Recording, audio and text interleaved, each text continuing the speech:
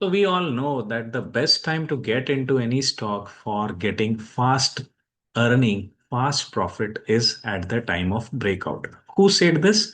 This is a century old law that has been set up by Dow Jones himself. So Charles Dow in 1900 around, he had put up his theory of market phases and clearly mentioned that if you want to make fast money in the market, the best opportunities are there whenever we are breaking out. But then people tell us, be cautious about breakouts.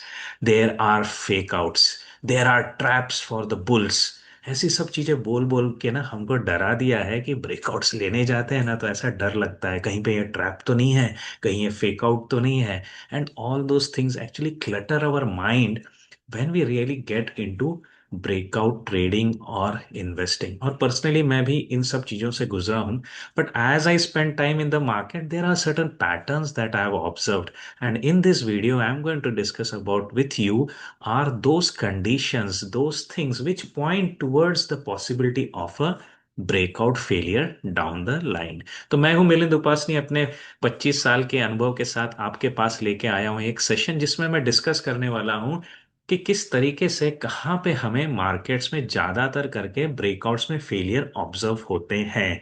और ये एक pattern है जो होता रहता है. अब इसको आप ट्रैप कह करके ऐसा मत कहिए कि कोई किसी की नजर है कि आपने कहाँ पे पैसा डाला. ऐसा कुछ नहीं होता है मार्केट में.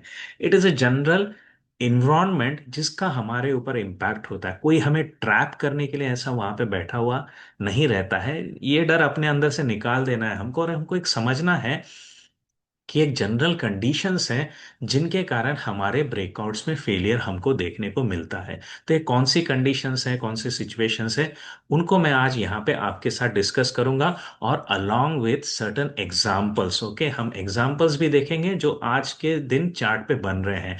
तो एंड पे जैसे जैसे सेशंस के आएंगे तो आपको वो सब सेटअप्स बताऊंगा जहां पे दिखता है कि अभी प्रोबेबिलिटीज हाई हो जाती है कि हमारे ब्रेकआउट सक्सेसफुल हो जाए. और क्यों ब्रेकआउट सक्सेसफुल नहीं होते हैं ये हम थ्रू द डिस्कशंस यहाँ पे कवर अप करेंगे. तो ये सब कोशिश है आपको एक आत्मनिर्भर निवेशक बनाने की.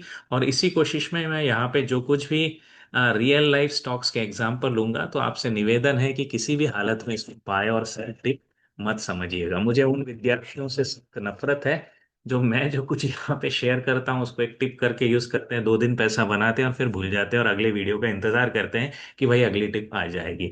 ये मत करिएगा, नहीं तो आप लाइफ लॉन्ग किसी ना किसी के ऊपर डिपेंडेंट रहेंगे और खुद पैसा अपने बलबूते पर अगर आप मार्केट में नहीं बना पाओगे ना तो ज्यादा दिन आप टिक नहीं पाओगे. तो जितना हो सके यहाँ पे सीखने की कोशिश करिएगा. कुछ नाम आएंगे इस डिस्कशन में, but do not take them as a buy or sell advice. I am not a SEBI registered advisor. अगर होता भी हूं तो भी आपसे निवेदन है कि प्लीज किसी भी स्टॉक को टिक मत लीजिएगा. आइडिया सुनिएगा, सुनिएगा कि किस तरीके से हम मार्केट में सोच समझ करके एक आत्मनिर्भर निवेशक बन सकते हैं. तो आइए शुरू करते हैं. वो कारण जिनके कारण मार्केट्स में हमें ज्यादातर ब्रेकआउट्स के फेलियर्स मिलते हैं. तो सबसे पहला रीजंस है जिसके कारण हमको मार्केट्स में फेलियर मिलते हैं, that is the general down trend in the market itself. तो जब भी आप इसके बारे में सोचोगे तो general down trend in the market यानी अगर निफ्टी खुद ही गिर रहा है. आप अगर मेरे मार्केट के रिव्यूज पढ़ते हैं वीकेंड के तो आपको दिखता होगा कि मैं एक्चुअली क्या देख रहा होता हूँ. मैं देख रहा होता हूँ कि ओवरऑल माहौल कैसा है in the oh market caps, large cap, mid cap, small caps as well as Nifty के ऊपर ओवरऑल माहौल कैसा है. अगर हम इसको ठीक तरीके से जज करते रहेंगे ना, अपने आप हमको पता चल जाएगा कि कब मार्केट्स में ज्यादातर ब्रेकआउट्स फेल होने वाले हैं. ये बड़ा कंपोनेंट है विलियम ओनील की थ्योरी का, जिसे कहा जाता है टेक्नो फंडास का एक बेस्ट अप्रोच है जिसे कहा जाता है कैन स्लिम. तो कैन स्लिम का जो एम है वो हमको बताता है कि भले ही फंडामेंटल्स कितने भी अच्छे हो, सेटअप कितना भी अच्छा हो, अगर मार्केट ही डाउन ट्रेंड में है तो आपको फेलियर्स ब्रेकआउट में मिलने वाले हैं. यही बात आपको स्टैन विंस्टीन भी बताते हैं उनकी बुक में, making profits in bulls and beer market, कि अगर ओवरऑल मार्केट ही नीचे की तरफ जा रहा है तो आपको मार्केट में स्टॉक्स में ब्रेकआउट फेलियर मिलेंगे. तो हमको कोशिश क्या करनी है कि जैसे ही मार्केट में डाउन ट्रेंड आ जाए, ब्रेकआउट्स पे काम करना लिटरली बंद कर दीजिए. मैं अराउंड 2022 तक करता था. मुझे समझ में नहीं आ रहा था कि मेरे ब्रेकआउट्स क्यों फेल हो रहे हैं, लेकिन जब बाद में इन दोनों बुक्स को मैंने पढ़ा भी था, लेकिन रेफरेंसेस निकाल करके जब मैं मेरी स्ट्रेटेजी पे आ गया, और वहां से उसके बाद मैंने डाउन ट्रेंड में मार्केट आने के बाद ब्रेकआउट्स में ट्रेड करना ही छोड़ दिया, अपने आप प्रॉफिट जो मैंने बनाया था पहले अप ट्रेंड में वो बचना चालू हो गया है। यही आपको एक्सपीरियंस आएगा मार्केट में कि जब अप ट्रेंड आता है कहीं पे भी किसी भी स्टॉक को ले लो आपका पैसा बनता है, लेकिन जब वही थियरी मार्केट के डाउन ट्रेंड में चलती नहीं है तो आया हुआ पैसा भी चला जाता है, और आपको फ्रस्ट्रेशन आ जाता है कि, और फिर आपको लगता है ना मार्केट तो एक लॉटरी है, कभी चलता है कभी नहीं चलता। अरे भाई वो कभी चलता है कभी नहीं चलता है, लेकिन उसकी एक डेफिनेशन है। वो डेफिनेशन क्या है?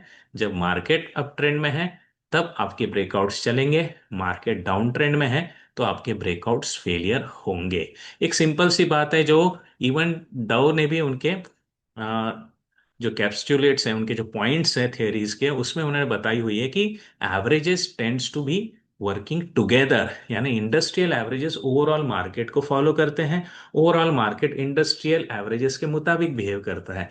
यानी अगर मार्केट खुद ही डाउन ट्रेंड में है तो आपके सेक्टर्स डाउन ट्रेंड में आना शुरू करते हैं, और सेक्टर्स कब डाउन ट्रेंड में आते हैं? जब स्टॉक्स भी डाउन ट्रेंड में आना शुरू करते हैं। तो ये एक 70% रीजन है कि अगर आप मार्केट में डाउन ट्रेंडिंग सिचुएशन में जब निफ्टी हो, ट्रेड करना बंद कर देंगे ब्रेकआउट्स में, अपने आप को आपको दिखेगा कि आपका पैसा मार्केट में लूज नहीं हो रहा है।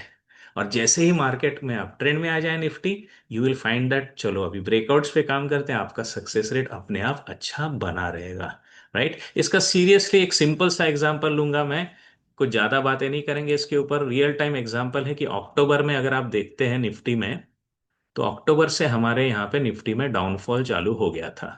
राइट? तो अक्टूबर से हम गिरते गिरते गिरते आ गए थे, और करीब करीब मार्च के एंड तक हम डाउन ट्रेंड में ही आ रहे हैं। राइट? इस बीच में मैं आपको स्टॉक्स दिखाता हूं, आपको दिखेगा कि उनमें भी अप ट्रेंड नहीं था, उनमें भी डाउन ट्रेंड ही चल रहा था। Now you can look at precision wire from November till May, ये खुद भी डाउन ट्रेंड में है। कैस्टर ऑयल यहाँ पे भी आप देख सकते हो, कैस्ट्रॉल में भी आप देख सकते हो कि यहाँ पे भी सितंबर से डाउन ट्रेंड चला आ रहा है। यहाँ पे स्टॉक ने ब्रेकआउट मैनेज भी किया, it try to push itself, लेकिन मार्केट खुद ही डाउन ट्रेंड में होने के कारण फिर से यहाँ पे फेलियर्स आते रहे हैं। तो जितना भी आप काम करेंगे मार्केट में जहाँ पे निफ्टी खुद डाउन ट्रेंड में आ रहा है, आपके ब्रेकआउट्स फेल होंगे। तो जब भी ब्रेकआउट्स पे काम करें, सबसे पहले देखिएगा कि निफ्टी कैसा बिहेव कर रहा है, निफ्टी खुद अप ट्रेंड में है क्या। अगर वो अप ट्रेंड में है तब आपके चांसेस बनते हैं कि आप मार्केट में पैसा बना सकते हैं। राइट? अब नंबर 2 रीजन देखते हैं व्हाई ब्रेकआउट्स फेल।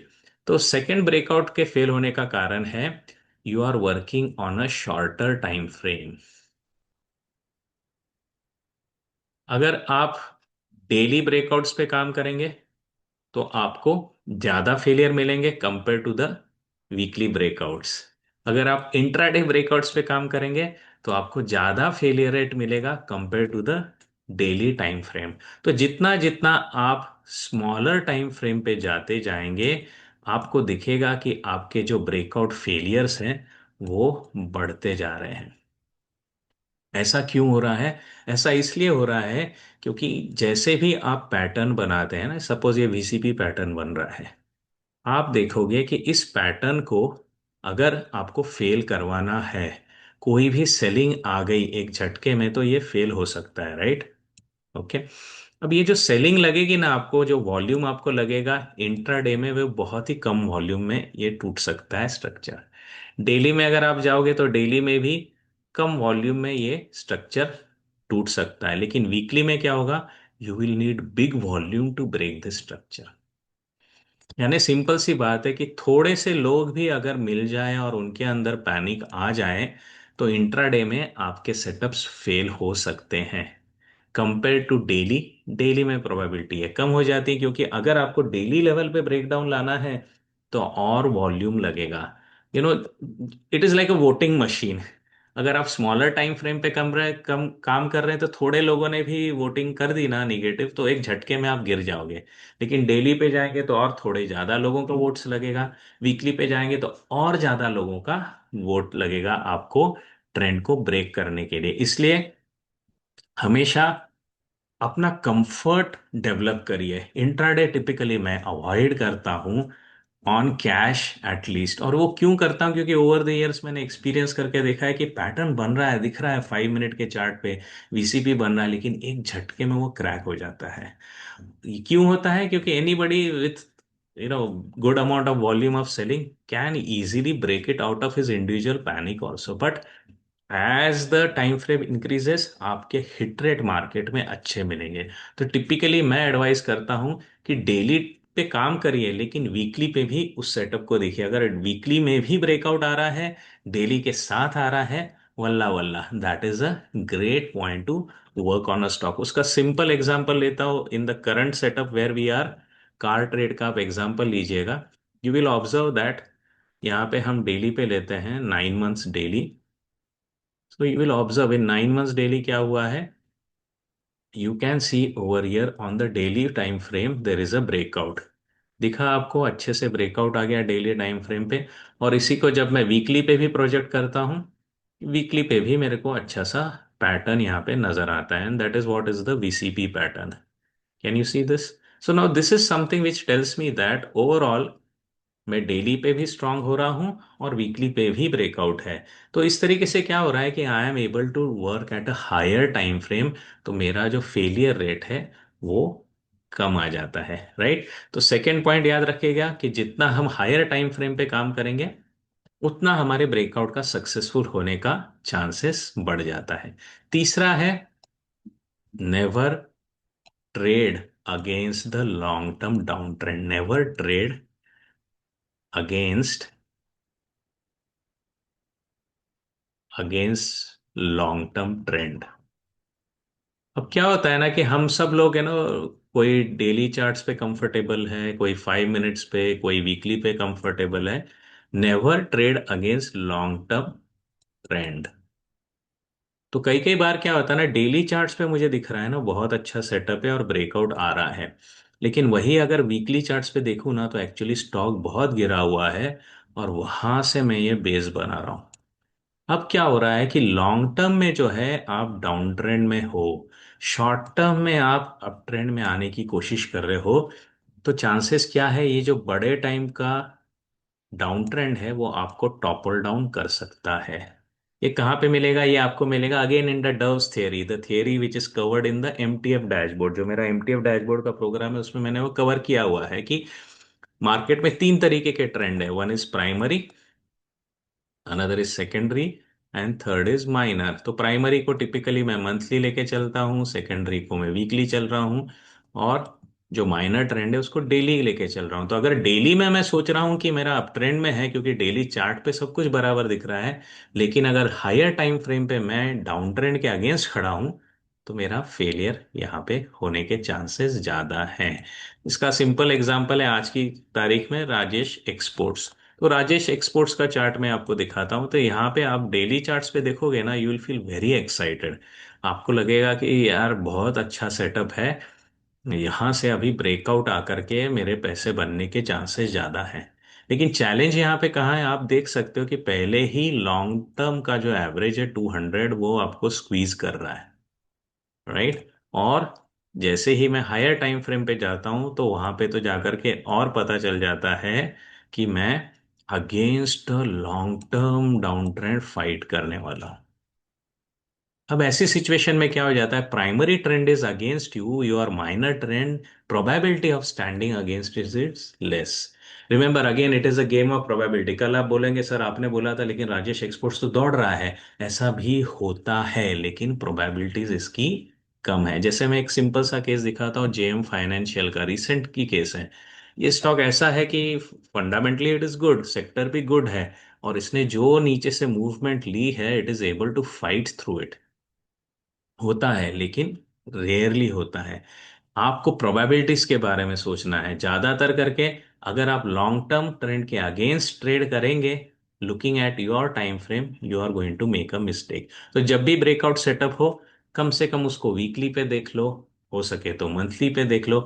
अगर तीनों की तरफ से आपको स्ट्रेंथ आती हुई दिख रही, जैसे कार ट्रेड में दिखेगी आपको, कार ट्रेड में आपको वीकली भी सपोर्ट कर रहा है, डेली भी कर रहा है। अगर मैं इसको मंथली कर दूं तो मेरे को मंथली भी सपोर्ट ही कर रहा है। So this way I am aligned with the higher time frames. तो जितना मैं हायर टाइम फ्रेम्स के साथ अलाइंड होके काम करूंगा, उतने मेरे स्मॉलर टाइम फ्रेम्स के जो ब्रेकआउट्स हैं, those are going to become successful. तो अब तक हमने तीन रीजन देखे। एक, मार्केट का खुद डाउन ट्रेंड में होना। दूसरा, स्मॉलर टाइम फ्रेम पे काम करना। और तीसरा है against long term down trend काम करना। ये तीन चीजें जो हैं, ये हमारे ब्रेकआउट का फेलियर रेट बढ़ा देते हैं। अगला रीजन क्या है जिसके कारण ब्रेकआउट्स फेल हो सकते हैं? तो तीसरा रीजन जो मैंने देखा है, that is type of your stock. तो इसमें मैं कुछ चीजें आपको बताता हूँ, आपको इनके साथ काम करके रिदम डेवलप करनी पड़ेगी। तो टाइप ऑफ स्टॉक्स में ना, जहाँ पे आपको ब्रेकआउट फेलियर्स ज्यादा करके दिखेंगे, तो उसमें एक होता है आपके जो स्टॉक्स हैं, जो है एफएनओ के स्टॉक्स हैं। अब एफएनओ स्टॉक्स में आपको ब्रेकआउट फेलियर्स ज्यादा दिखेंगे। क्यों? क्योंकि यहाँ पे हम अक्रॉस डेज सेल पोजीशन लेके चल सकते हैं। Across days there can be a selling, यानी आपने कैश के स्टॉक्स में, उसमें सिर्फ आप इंट्राडे में सेलिंग कर सकते हो, आपको by the end of the day close करना है। लेकिन एफएनओ में क्या है, मैं कोई क्लियर एक सेलिंग की पोजीशन लेकर के अक्रॉस वीक्स चल सकता हूं। तो इसके कारण एफएनओ स्टॉक्स में भी मैंने देखा है कि ज्यादातर करके ब्रेकआउट्स में फेलियर आते हैं। क्योंकि एफएनओ स्टॉक्स पे कौन काम करता है? Big players, big money. And big money if it decides कि इसको दबाना है, तो they can do it. And why they can do it? Because they can hold across the day sell position. So FnO stocks में भी मेरा personal experience है, आपको ब्रेकआउट फेलियर्स ज्यादा आते हुए दिखेंगे। तीसरा है साइक्लिकल स्टॉक्स। तो साइक्लिकल स्टॉक्स में आपको साइकिल के अकॉर्डिंगली ब्रेकआउट चलते हुए दिखेंगे। साइक्लिकल स्टॉक्स कैसे हैं? जैसे सीजनल स्टॉक्स हैं ना, जैसे सीड्स हैं आपके, योर फर्टिलाइजर्स हैं, शुगर है। इनके अंदर है ना, आपको एक सीजनैलिटी इम्पैक्ट के कारण, जैसे कपड़ों में भी है ना, जैसे हमारा ये है वेदांता फैशंस। वेदांत फैशंस आपको अराउंड द थर्ड क्वार्टर बहुत अच्छे से चलता हुआ दिखेगा, क्योंकि मैरिज सीजन वहां पे चल रहा है, राइट। और वैसे ही आप देखोगे एग्रीकल्चर स्टॉक्स आपको दिखेंगे अराउंड मानसून्स, इनके अंदर का बिहेवियर, इनके अंदर के ब्रेकआउट्स चलेंगे, बाकी टाइम पे ये नहीं चलते हैं, राइट। तीसरा जो आपको कैटेगरी बहुत ही हर्ट करेगी, that is the news based breakouts.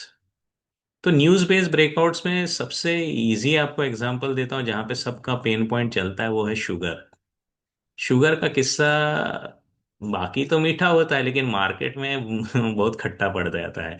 क्योंकि आपने देखा होगा, शुगर के ऊपर हाईली रेगुलेटेड सेक्टर है। एक तो ये इथेनॉल की न्यूज आती है, लोग दौड़ा देते हैं उसको, और बाद में प्रॉफिट बुक करके निकल आ जाते हैं। और दूसरा है, रेगुलेशंस भी हैवी है, आप एक्सपोर्ट्स के ऊपर कभी भी आपको ब्लॉक लग जाता है, यू कैनॉट एक्सपोर्ट। फिर प्राइस कंट्रोल भी है, गवर्नमेंट का प्राइसिंग पावर भी नहीं है। तो ऐसे न्यूज बेस्ड आइटम्स जिनके ऊपर फिर आप देख सकते हो पेट्रोलियम गैस, है ना, नेचुरल गैस, इनके ऊपर भी आपको दिखेगा कि रेगुलेटरी इम्पैक्ट आता रहता है। तो जितना आपका स्टॉक जो है, आपका सेक्टर जो है न्यूज बेस्ड इम्पैक्ट पे चलता है, उतने आपको वहां पे ब्रेकआउट फेलियर्स दिखेंगे। तो जितना हो सके उन स्टॉक्स को लीजिए जहां पे सीजनैलिटी इम्पैक्ट नहीं है, जहां पे रेगुलेटरी इम्पैक्ट कम हो, और हो तो पॉजिटिव हो, जैसे रिसेंटली डिफेंस का था। एंड पॉजिटिव यानी इस सेंस में कि चार पांच पांच छह क्वार्टर का उसमें पॉजिटिविटी आ जाए। कैपिटल गुड्स भी वैसा है, रेलवेज भी वैसा है, कि एक बार पॉजिटिविटी न्यूज आने लगी इन्वेस्टमेंट की, तो it is good, because it is going to go for 3-4 quarters. But sugar वगैरह में प्रॉब्लम है, फर्टिलाइजर्स में प्रॉब्लम आ जाएंगे आपको। एक दो दिन की मूव आएगी, फिर जैसे ही गवर्नमेंट में कोई आकर के बोलेगा नहीं ऐसा नहीं हो रहा है, वो फट करके नीचे आ जाएगा, राइट। टाइप्स ऑफ स्टॉक्स में ये ध्यान दीजिएगा। और एक आपको ढूंढना होगा टाइप्स ऑफ स्टॉक्स में, that is the market cap. तो मार्केट कैप में मेरा ये कहना है कि ये हाईली इंडिविजुअलिस्टिक है, हाँ? कुछ लोगों को लार्ज कैप में सक्सेस मिल जाता है, कुछ लोगों को मिड कैप में मिलता है, कुछ लोगों को स्मॉल कैप में मिलता है। अब ये आपको खुद डिसाइड करना है कि मेरी स्ट्रेटेजी जब मैं चलाता हूं, तो मुझे कहाँ पे ज्यादा करके सक्सेस मिलता है।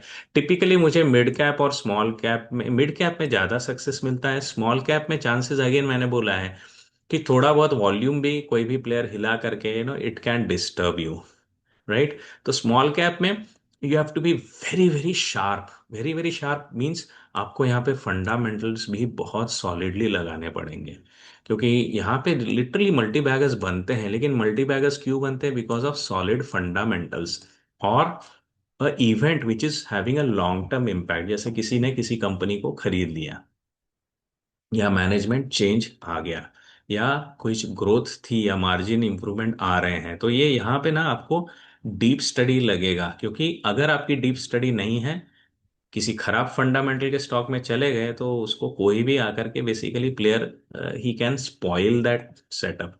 लेकिन मिड कैप और लार्ज कैप में क्या होगा? Again these are big voting machines, यहाँ पे मैनिपुलेशंस के चांसेस कम हो जाते हैं। लेकिन लार्ज कैप में आपको वही बोला कि यहाँ पे आपको एफएनओ मिल जाएगा, तो वहां पे आप फंस सकते हैं। तो मिड कैप पे टिपिकली मेरे को काफी कंफर्ट है, मुझे यहाँ पे कंफर्ट है। आपका कहाँ पे है ये आपको ढूंढना पड़ेगा, because this is where again ये आता है टाइप्स ऑफ स्टॉक। किस कैटेगरी, किस टाइप के स्टॉक में आप काम कर रहे हैं, उसका इम्पैक्ट जो है वो आपको यहाँ पे देखने को अब मिल सकता है, राइट। तीसरा मैं आपको बताऊंगा what kind of breakouts you are working with. Okay, दो तरीके के टिपिकली होते हैं। एक तो होते हैं ऑल टाइम हाई ब्रेकआउट्स, दूसरे होते हैं आपके बॉटम रिकवरी ब्रेकआउट्स। तो टिपिकली मैंने जो देखा है, आपके ऑल टाइम हाई ब्रेकआउट जो है वहां पे आपको फास्ट मोमेंटम मिलेगा। बॉटम रिकवरी जहां पे आप काम कर रहे हैं वहां पे आपको फेलियर्स आ सकते हैं। तो जितने भी ब्रेकआउट्स प्योर प्ले मोमेंटम आप प्ले करना चाहते हैं, ज्यादातर करके उनको ऑल टाइम हाई पे दिखिएगा, वहां पे आपको सक्सेस रेट ज्यादा मिलेगा। जो बॉटम से ऊपर आते हैं वहां पे आपको फेलियर रेट ज्यादा मिल सकता है, क्योंकि अगेन वो जो लॉन्गर टाइम फ्रेम के अगेंस्ट आप जा रहे हैं, that will be able to hurt you. जैसे टाटा मोटर्स का केस है, now even if it will break out, it is going to have these all people who are still trapped in the stock. तो कोई भी stock bottom से आप recovery पे breakout लेंगे तो चैलेंज क्या हो जाएंगे? जैसे जैसे वो स्टॉक ऊपर आएगा ना, जो लोग यहाँ पे ऊपर के लेवल पे फंसे हुए हैं वो सेलिंग लाते रहेंगे, और इसलिए क्या हो जाता है, ऐसे स्टॉक्स में आपको फेलियर रेट मिल जाएगा, जो कि नीचे से ऐसे ऐसे सब typically there is a layer of net above them, क्योंकि ऊपर से लोग सेलिंग करते आ रहे हैं। तो अगर आप जैसे जैसे ऊपर आएंगे, सेलिंग आपको रोकती रहेगी। तो ब्रेकआउट फेलियर का एक बड़ा रीजन है, which is again aligned with the kind of multi time frame concept, कि आप बड़े ट्रेंड के अगेंस्ट जा रहे हैं। तो ऐसे ब्रेकआउट जो आपको बेस रिकवरी से मिलते हैं, वहां पे चैलेंजेस आ सकते हैं। जैसा एक बहुत अच्छे सेटअप अभी आपको दिख रहा है, that is in the PFC. PFC में आपको दिखेगा कि हम ब्रेकआउट सेटअप जो ले रहे हैं वो ले रहे हैं अगेंस्ट दी ट्रेंड, बट ये उतना पेनफुल नहीं है। हम बहुत गिरे हैं क्या? बहुत ज्यादा नहीं गिरे हैं। So our fall has been restricted. So if it is typically within 50% from the top, जैसे हम 5 660 पे टॉप बनाए थे, 560 पे मेरा हाफ था 280, तो अगर मैं 50% से तक गिरा नहीं हूं और उसके पहले रिकवर कर रहा हूं, तो chances are still good. But बहुत ही पेन है where you have literally gone below the 50%, और वहां से अगर आप रिकवरी की कोशिश करेंगे, जिसके जैसा is a case of I think nowadays with Rajesh exports, right. तो वहां पे आपको पेन आ सकता है, राइट। जो अच्छे सेटअप्स हैं जहां पे आप ज्यादा डीप करेक्ट ना हो करके बेस बना रहे हैं, वहां पे फिर भी आपके चांसेस बेटर है। Like we can look at this case of Olectra, right. ना Olectra again you can observe, 2200 से गिरे हैं तो मेरा हाफ आ जाता है 1100 पे। अब हम उसके ऊपर से ही रिवर्स कर रहे हैं। Now this is fine. ये आपको फिर से कौन बता सकता है? फिबोनाची भी बता देता है कि one of the levels you have is 50%, right. तो वहां से आपको दिख रहा है कि पहले भी लेवल्स थे, प्रोटेक्ट हो रहे हैं यहाँ से, तो ऐसे ब्रेकआउट्स फिर भी ठीक है, rather than working with something which has gone through big pain like you have in case of Rajesh Exports. Now here you can see 450 है आपका half point. Again you are above the 50% line and you are coming out of a good structure with a CNH kind of a thing. These all things can work out better. But what will work out real good? Near all time highs. जैसे आप यहाँ पे देख रहे हैं सामी, सामी you can observe काफी deep correction से ऊपर आया था। It made it's kind of a smaller cup over here and finally broke out. Now this is something which will have high probabilities. क्यों?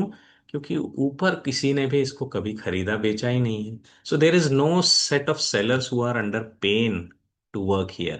तो Sami can work out better for you compared to if you are working with Olectra or you are working with Power Grid, because they are going to face some resistance on the way. Similarly, the cases of car trade. So if you look at car trade again, you can observe ये all time high के ऊपर निकल रहा है.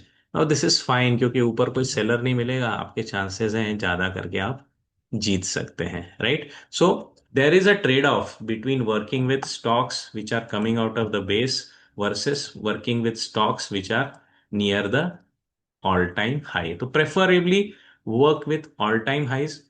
You will be able to get a good hit trade, right? Next reason why breakouts fail is a deep correction through which the stock is recovering. तो इसके case में मैं आपको एचडीएफसी का एग्जांपल देता हूं, जहां पे आप देखोगे, जहां कहीं पे भी आप देखोगे कि स्टॉक जो आ रहा है वो एक काफी डीप करेक्शन के बाद से रिकवर करके आ रहा है ना, now that is where again chances of breakout failures are high. क्यों? Because people have made good money after this run up. तो इसलिए कहा जाता है narrow bases are better, deep bases can lead to failures. तो ये deep base का case है. Now this can lead to a failure because people have already made money, and typically वहीं पे प्रॉफिट बुकिंग आ जाता है. You get an handle, you get a breakout, but breakout again fails. Now why all this is happening? क्योंकि बहुत लोगों का पैसा यहीं पे बन गया है, तो वो आगे जाने को तैयार नहीं है. They are kind of having an acidity, they are burping it out. The moment they get their money they burp out. Now this is a pattern typically. So if you are having breakouts which are coming from real depth, there are chances that you will fail, right? Third criteria where breakouts fail, typically where the bases are short in itself. ज्यादा लंबा consolidation नहीं हुआ है, छोटे range से ही stock breakout दे रहा है, वहां पे आपको फेलियर्स दिख सकते हैं. जैसे this is Shankara now. Shankara Bitcoin, what has happened? You have seen a good quick rally over here. Now this is coming out of a base. Now this base is typically a small base. So if you are going to work on such bases, chances of failures are high. Instead, work on bases which are quite long. जैसे हमने यहाँ पे देखा था, nowadays it is lemon tree. So if you are looking for bases which are quite long, then look at bases which are like this. On the daily chart, if you see, you will see how big this base is. So you can observe now this is something which has stood there for around 5 months, right? 5 महीने से ये चला आ रहा हुआ consolidation है. So longer the base, again your failure rate will be low, right? So to summarize, what all things can break you down in the market? Let me bring up this quick note from my side. Number one, market condition. If Nifty itself is running slow, please make sure you are not trading breakouts. Otherwise, you are going to face failures. Take care of multi time frames. It should not happen that you are taking a daily breakout, but against the long term downtrend, there you are going to fail. Smaller time frames, smaller the time frame, higher the risk that breakouts will be failing, because commitment of not many people is there in that stock, right? Try to work with ATH. Those are better rather than those who are recovering from bottom. There your success rate will be high. Deep bases, avoid deep bases, because deep bases means people have made quite a good amount of profit. They can kick out, like in HDFC we are seeing. Smaller bases again, like I have shown you in case of Shankara. Now these are again where commitment of people is less. So that is where you are going to fail, right? In case of smaller time frames, I meant was working with 5 minutes, 15 minutes is going to give you higher failure compared to the daily chart. Working on daily is going to give you higher failure rate compared to the weekly chart, because consolidation basis will be slow, smaller, less amount of people are committed there. So the breakouts can fail easily comparatively over there, right? Then look at the type of stock. If it is cyclical, if it is large cap, if it is FNO, be cautious about it, because there the momentum can be created if many people are committed, which happens rarely. So most of the time, like you can see in HDFC, Kotak Bank, it takes a lot of struggle to really clear a resistance. Now that is because they are large cap, they are FNO. Cyclicals, you can typically look at the fertilizers, you can typically look at the news-based stocks. Those are the ones where higher regulations, newses are going to disturb you. And most important part, poor fundamentals. Poor fundamentals means you are not really going to get intelligent investors really backing you up through the breakout. अगर कोई company के fundamentals खराब है तो उसमें बड़े लोग हाथ नहीं लगाएंगे, और बड़े लोग हाथ नहीं लगाएंगे तो लॉन्ग टर्म का कमिटमेंट नहीं आता है। तो छोटे मोटे लोग थोड़ा ही दौड़ा पाते हैं स्टॉक को, वहां से फिर फेलियर्स आ जाते हैं। I hope this quick summary that I could build with you over this around half an hour is going to give you a good idea about why, where the breakouts fail, right? All this I cover it up in my momentum stock breakout strategies, where we really look at bases which are gone through a 10 commandment structure that I have. And through that, we come to a higher hit rate. Remember, market is a case of probabilities. So your probabilities are high, then you are winning. Don't look for a holy grail. I don't have a holy grail. I'll never claim I have a holy grail. The best holy grail that you can achieve in the market, have a system where your hit rate is high. And secondly, have a system where you are stretching your winners and you are kind of you are exiting out sooner, because yes, you are not going to get 100% winners in the market anytime. So I hope this whole session has brought more clarity to you. For more feedbacks, feel fill in into my comment section over here, as well as learning in depth. You can join my learning programs or just wait for the next video. I'll be coming back with you with the next video with a nice scanner. So make sure that you are subscribing this channel so that you will get alerted. Otherwise, you are going to miss up those nice videos where you can learn and you can earn in the market and become an independent investor. तो अगला video में जो लेके आऊंगा उसमें scanners होंगे, उसमें और भी अच्छे ऐसे ही कंसेप्ट्स होंगे जिनकी जिसके कारण आप मार्केट में एक सक्सेसफुल निवेशक बन पाएंगे। तो आपको आत्मनिर्भर बनाने की कोशिश है। जरूर ज्वाइन कीजिएगा चैनल को, और दीजिए आपके कमेंट्स नीचे कि आप और क्या देखना चाहेंगे और इस सेशन से आपको कुछ फायदा हुआ है क्या नहीं। So take care, bye bye, will be in touch again soon.